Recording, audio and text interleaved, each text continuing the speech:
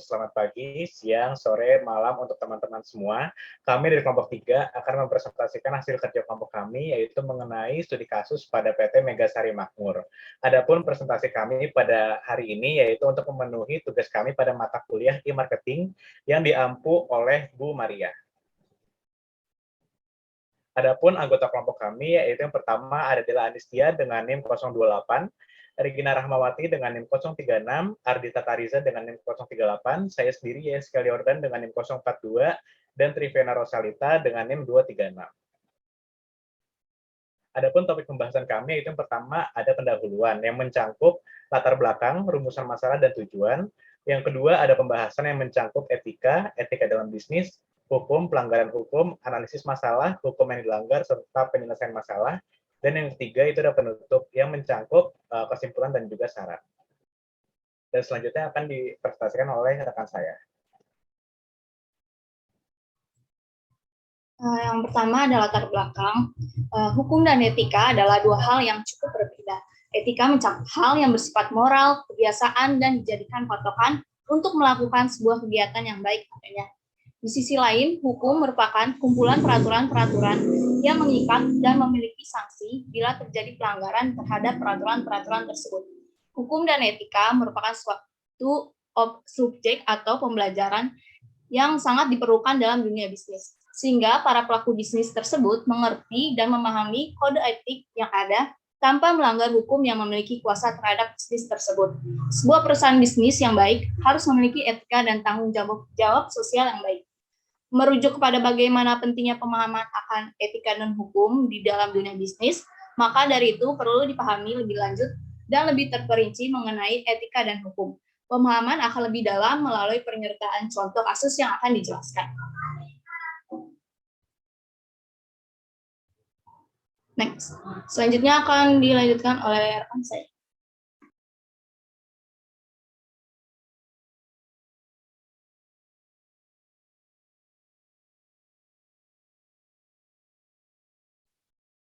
Oke, selanjutnya kita masuk ke dalam rumusan masalah. Yang pertama itu apa itu etika, kemudian yang kedua bagaimana etika dalam bisnis, ketiga apa itu hukum, keempat apa itu pelanggaran hukum, kelima bagaimana analisis masalah pada kasus PT Megasari Makmur, keenam apa saja hukum yang dilanggar, dan ketujuh bagaimana penyelesaian masalah pada kasus PT Megasari Makmur. Adapun tujuan masalah berdasarkan rumusan masalah yang tadi, yang pertama itu untuk mengetahui arti dari etika, kedua untuk menjelaskan bagaimana etika dalam bisnis, ketiga untuk menjelaskan pengertian hukum, keempat untuk menjelaskan pengertian pelanggaran hukum, kelima untuk memaparkan analisis kasus pada PT Megasari Makmur, keenam untuk menjelaskan hukum yang dilanggar oleh PT Megasari Makmur, dan yang terakhir yaitu untuk menjelaskan bagaimana penyelesaian kasus pada PT Megasari Makmur. Masuk ke pembahasan. Yang pertama mengenai pengertian etika. Menurut Aristoteles, itu etika ini didefinisikan menjadi dua bagian berbeda, yaitu terminus technicus serta manner and custom. Terminus technicus ini adalah etika yang dipelajari sebagai ilmu pengetahuan tentang perbuatan manusia. Sementara manner and custom artinya etika yang berkaitan dengan tata cara dan adat kebiasaan yang melekat pada diri manusia. Selanjutnya, menurut Punadar dan Minta, etika adalah ilmu pengetahuan tentang perbuatan maupun perilaku manusia yang sisi baik dan buruk ditentukan oleh pribadinya. Lalu, menurut Mustafa, etika artinya ilmu yang menyelidiki perilaku baik dan buruk yang memperhatikan sejauh mana perbuatan manusia diketahui oleh akal pikirannya sendiri. Selanjutnya ada etika dalam bisnis, yaitu merupakan segala sesuatu mengenai pedoman norma bagi sebuah perusahaan dalam mengambil keputusan, dengan terjaganya hubungan baik antara perusahaan dan stakeholder melalui implementasi prinsip etika, potensi usaha untuk berkembang juga semakin terjamin. Adapun contoh dari etika dalam bisnis yaitu seperti bersikap jujur, berperilaku baik, dan bersikap sopan. Next. Oke, selanjutnya kita masuk ke dalam pembahasan hukum. Jadi, apa itu hukum?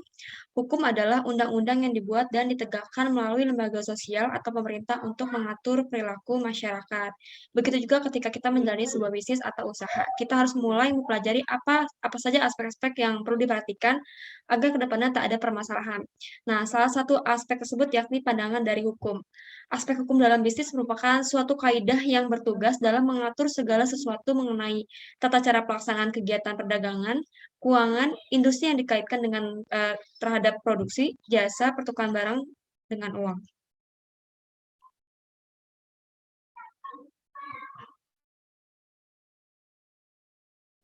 Selanjutnya pelanggaran dalam hukum. Pengertian pelanggaran dalam hukum yaitu artinya orang tersebut melanggar apa yang seharusnya tidak diperbolehkan dalam hukum. Dalam arti lain, apa yang ia lakukan melenceng dari apa yang diatur dalam hukum yang telah ditetapkan. Padahal hukum dibentuk agar tidak terjadi keributan dan masyarakat dapat hidup dengan tertib.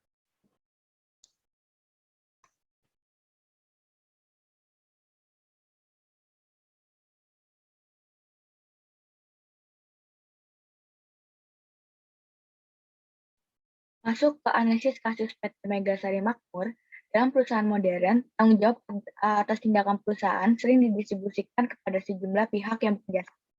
Tindakan perusahaan biasa terdiri atas tindakan atau kelalaian orang-orang berbeda yang bekerja sama, sehingga tindakan atau kelalaian mereka bersama-sama menghasilkan tindakan perusahaan.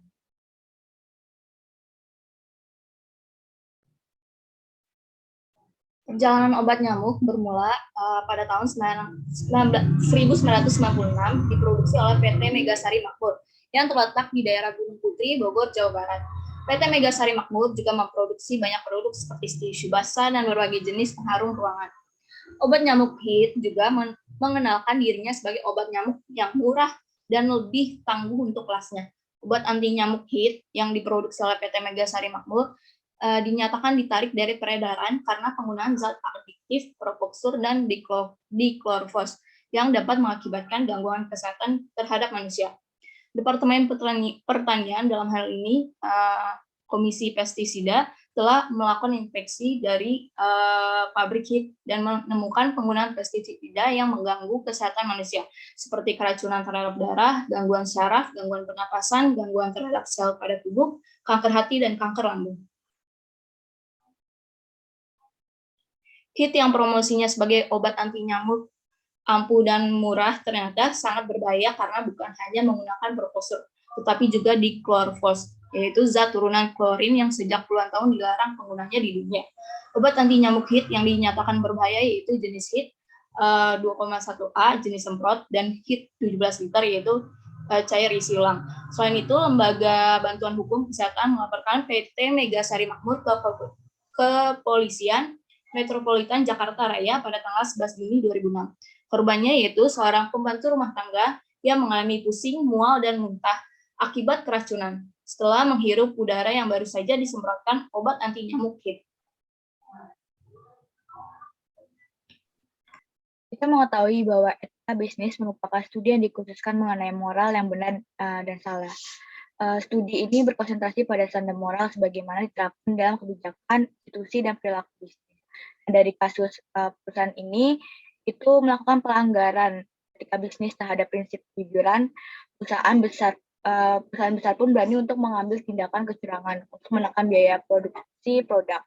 Mereka hanya untuk mendapatkan laba yang besar dan ongkos produksi yang minimal, menyampingkan aspek kesehatan konsumen dan membiarkan pengguna zat berbahaya dalam produknya. Dalam kasus HIT sengaja menambahkan zat diklorvos untuk membunuh serangga, padahal bila dilihat dari segi kesehatan manusia, zat tersebut bila dihisap oleh saluran pernapasan dapat menimbulkan kanker hati dan lambung. Next, dan walaupun perusahaan sudah meminta maaf dan juga mengganti barang dengan produksi barang baru yang tidak mengandung zat berbahaya, tapi seharusnya perusahaan juga memikirkan efek buruk apa saja yang akan konsumen rasakan bila dalam penggunaan jangka panjang. Sebagai produsen, memberikan kualitas produk yang baik dan aman bagi kesehatan konsumen, selain memberikan harga yang murah yang dapat bersaing dengan produk sejenis lainnya.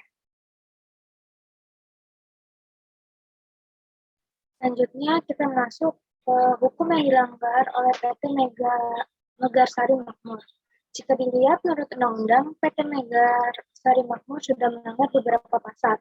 Yang pertama ada pasal 4 ayat 1 dan 3 mengenai hak konsumen, yang mana pasal 4 ayat 1 berbunyi hak atas kenyamanan, keamanan, dan keselamatan dalam mengkonsumsi barang atau jasa. Ayat 3 yaitu hak atas informasi yang benar, jelas, dan jujur mengenai kondisi dan jaminan barang atau jasa. Dan PT Megasari ini tidak pernah memberikan peringatan kepada konsumennya mengenai adanya zat-zat yang berbahaya di dalam produk mereka. Akibatnya, kesehatan konsumen dibahayakan dengan alasan mengurangi biaya produksi hit. Lalu yang kedua ada pasal 7 ayat 2 mengenai kewajiban pelaku usaha, yang mana berbunyi memberikan informasi yang benar, jelas, dan jujur mengenai kondisi dan jaminan barang atau jasa, serta memberi penjelasan penggunaan, perbaikan, dan pemeliharaan. Nah, di sini PT Megasari tidak pernah memberi indikasi penggunaan pada produk mereka, di mana seharusnya apabila sebuah kamar disemprot dengan pestisida, seharusnya dibiarkan selama setengah jam sebelum boleh dimasuki lagi. Lalu untuk pasal 8 terdiri dari ayat 1 dan 4, yang mana ayat 1 berbunyi pelaku usaha dilarang memproduksi atau memperdagangkan barang atau jasa yang tidak memenuhi atau tidak sesuai dengan standar yang dipersyaratkan dan ketentuan peraturan perundang-undangan. Lalu ayat keempat berbunyi pelaku usaha melakukan pelanggaran pada ayat 1 dan ayat 2 dilarang memperdagangkan barang atau jasa serta wajib menariknya dari peredaran. Di sini PT Megasari tetap meluncurkan produk mereka walaupun produk hit tersebut tidak memenuhi standar dan ketentuan yang berlaku bagi barang tersebut. Seharusnya produk hit sudah ditarik dari peredaran agar tidak terjadi hal-hal yang tidak diinginkan, tetapi mereka tetap menjual walaupun sudah ada korban dari produknya. Dan yang terakhir ada pasal 19 yang mana ayat 1 dan ayat 2. Ayat 1 berbunyi pelaku usaha bertanggung jawab memberikan ganti rugi atas kerusakan, pencemaran, dan kerugian konsumen akibat konsumsi barang atau jasa yang dihasilkan atau diperdagangkan.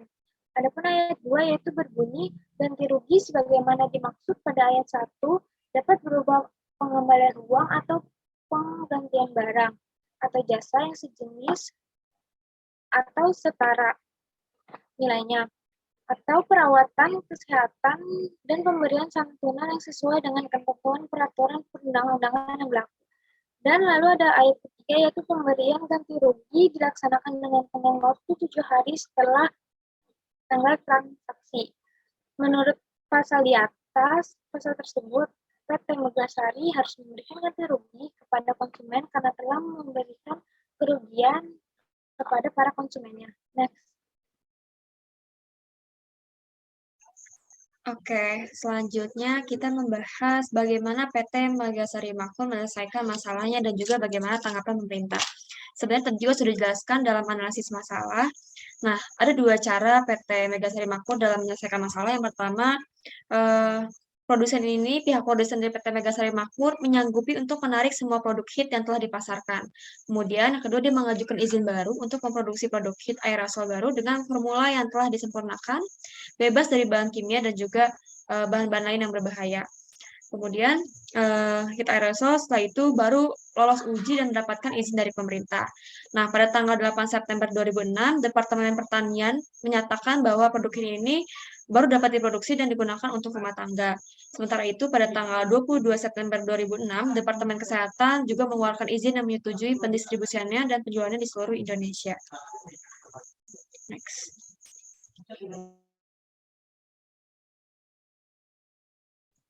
Oke, masuk ke bagian ketiga atau bagian terakhir yaitu penutup.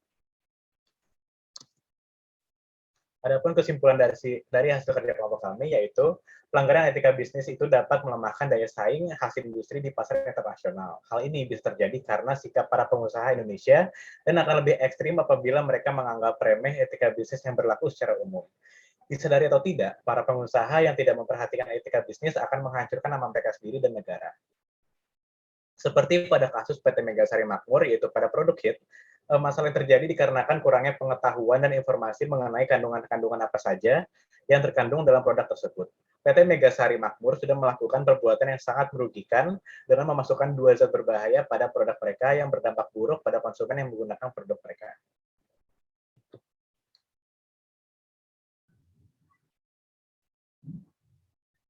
saran dari kasus tersebut yaitu setiap perusahaan harus mengutamakan kualitas dari produk yang diproduksinya, memperhatikan efek-efek samping yang akan ditimbulkan dari zat yang terkandung dalam suatu produk dan menginformasikannya kepada konsumen. Pelanggaran prinsip etika yang dilakukan oleh PT Megasari Makmur itu prinsip kejujuran, di mana perusahaan tidak memberikan peringatan kepada konsumennya mengenai kandungan yang ada pada produk mereka dan sangat berbahaya untuk kesehatan.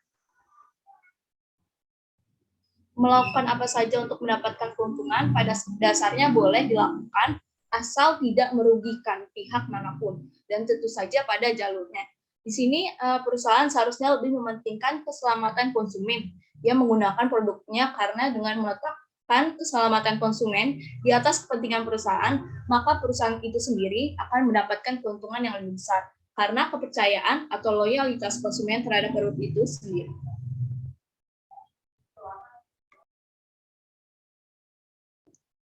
Sekian hasil kerja dari kelompok kami, kurang lebihnya mohon maaf. Wassalamualaikum warahmatullahi wabarakatuh.